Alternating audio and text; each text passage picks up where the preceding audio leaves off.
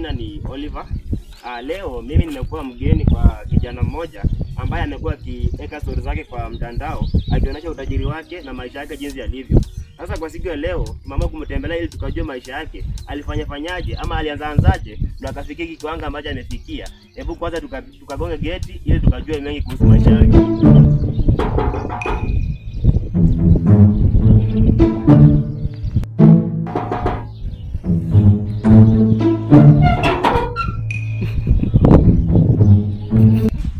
Jambo mwenzangu. Salama sana. Kwa majina naitwa Oliver.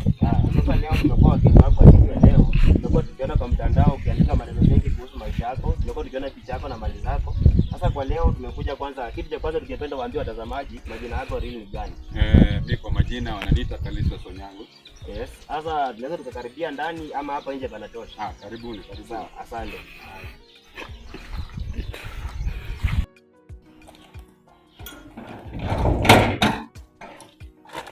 Okay, sasa Mr. Onyango, Yes. Swali langu la kwanza ningependa nikuulize hata kabla tujakaa chini, kwa sababu wakati nimeingia hapa naona hii compound yake yenyewe imenipendeza na kwa maisha yangu pia nikatamani nikuwe na compound kama hii. Hapa ni kwako ama hapa ni kwenu ambapo wamekupea urithi? Ndio maana unaweka kila wakati tunaona online umeweka. Tujui ni kwako ama ni kwa wazazi wako walikupea urithi? Hivi vitu vyote unavyoviona hapa Yes. ni kwa jasho langu mwenyewe. Yes. Nimefanya kwa jasho langu. Yes. So si kwa urithi wa wazazi wangu.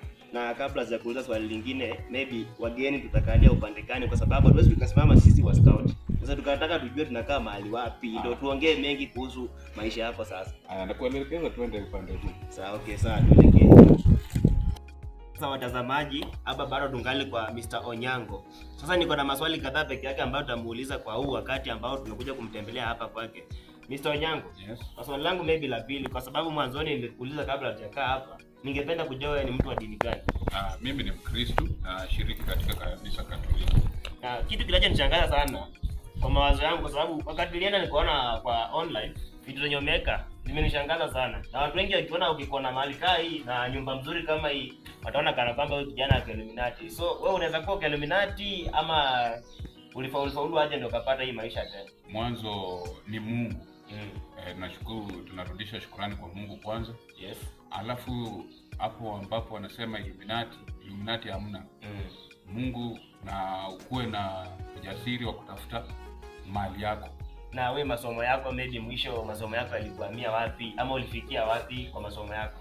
Masomo sikwenda mbali, nilifika kidato cha 4. Yes. Nikakwamia hapo kuwa kubwa na pesa za kuendelea. Yes. Na hapa hivi, kwa sababu ukikuwa na nyumba kubwa kama hii uweze kosa mke, uko na mke ama vipi? Hapo kwa mke mapenzi kweli yaliniramba. Kwa sababu gani alikuramba sasa? Wanawake hawaaminiki, unajua. Unajua walisema mwanamke mwema anatoka kwa baba ama kwa Mungu. Maybe kuna yule mwanamke ambaye alikupangia. Sasa tuseme kwa ufupi, akijitokeza hivi mwanamke na aseme maybe ni huyo, utamuoa ama utasema bila alikuramba uweze ukatafuta na mwanamke? Hapo hivyo unajipa time. Yeah. Unamsoma, unaona huyu mwanamke kweli ana nia gani kwa maisha yako. Na lengo lake kwa maisha yako ni gani? Kama ni kwa kujenga, basi unamchukua. Lakini kama ni wa kuharibu basi akae peke yake, akae na mama yake. Asante, hapo ni kweli. Na swali lingine ambalo ningependa sana kukuuliza, je, hivyo ukioa unataka kuwa na watoto wangapi? Kwa maana hii mali nyoko nayo lazima ikuwe na watu wa kurithi hii mali yako. Watoto ni kama wafuasi wa Yesu, yani 12. Nataka nivunje rekodi ya mama yangu mzazi. Ako na watoto 17.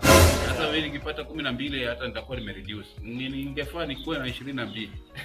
Watazamaji, mnavyoona hapa hivi tuko kwa Onyango na enyewe kuwa na watoto 12, hiyo ni kama timu ya mpira. Tuseme ni matusi, lakini mimi ningependa kumuuliza, na huku hivi ulifikafikaje na ukapata hii eneo, ukanunua hili eneo?